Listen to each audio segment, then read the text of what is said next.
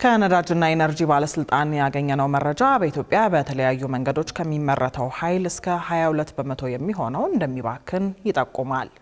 ይህ ችግር ግን የኢትዮጵያ ብቻ አይደለም፣ የአፍሪካ በሙሉ የሚስተዋል ነው።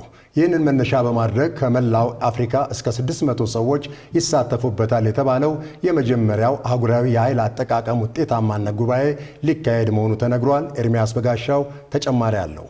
የኃይል ውጤታማነት ወይም ኢነርጂ ኤፊሸንሲ ቀድሞም የምናከናውነውን ሥራ ባነሰ ኃይል ማከናወን መቻል የሚል ትርጉም ያለው ጽንሰ ሐሳብ ነው።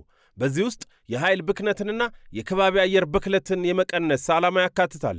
ኢትዮጵያ በተለያየ አማራጮች ኃይል የምታመርት ሀገር ነች።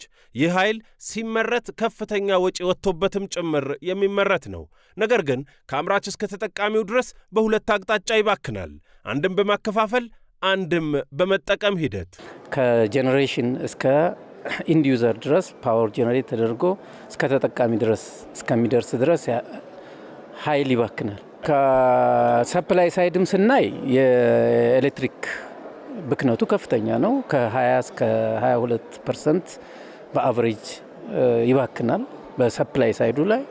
እንዲሁም ከዲማንድ ሳይድ የምንለው ደግሞ በተጠቃሚ ሳይድ ላይ ደግሞ በተለያዩ አፕላያንሶች ላይ የተለያዩ ሴክተሩ ላይ ከፍተኛ የሆነ ብክነት አለ። የነዳጅና ኢነርጂ ባለስልጣን ይህን የኃይል ብክነት ለመከላከልና ለመቆጣጠር እንዲሁም የተመረተው ኃይል በሚገባ ጥቅም ላይ እንዲውል ለማድረግ የሚያስችል ብሔራዊ የኃይል ውጤታማነት ስትራቴጂ አውጥቶ እየተገበረ መሆኑን ሰምተናል። የሥራ ክፍሉ ኃላፊ እንደነገሩን ስትራቴጂው የሚተገበረው በኢንዱስትሪ፣ በመኖሪያ ቤትና በግንባታ ዘርፎች ላይ ነው።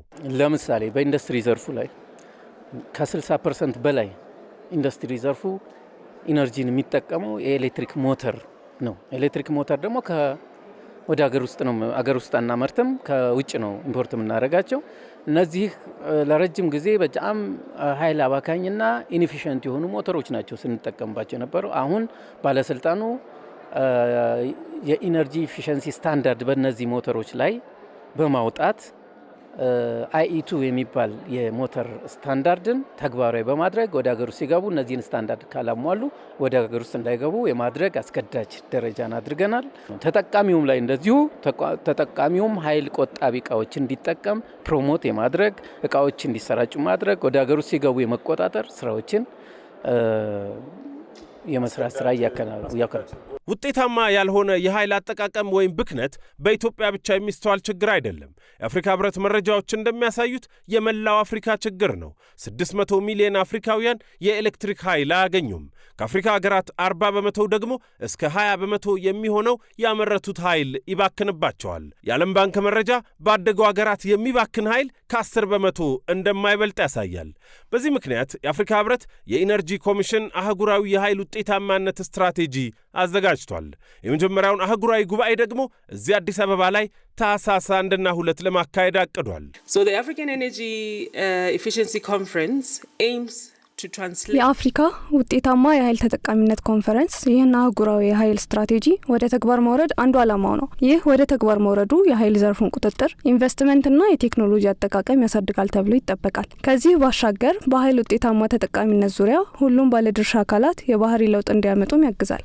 በኢነርጂ ላይ የምንሰራቸው ስራዎች ከፍተኛ ትኩረትን በመሳባቸው ምክንያት የኢነርጂ ኤፊሽንሲ ኮንፈረንስ እዚህ እንዲሆን አስችሏል።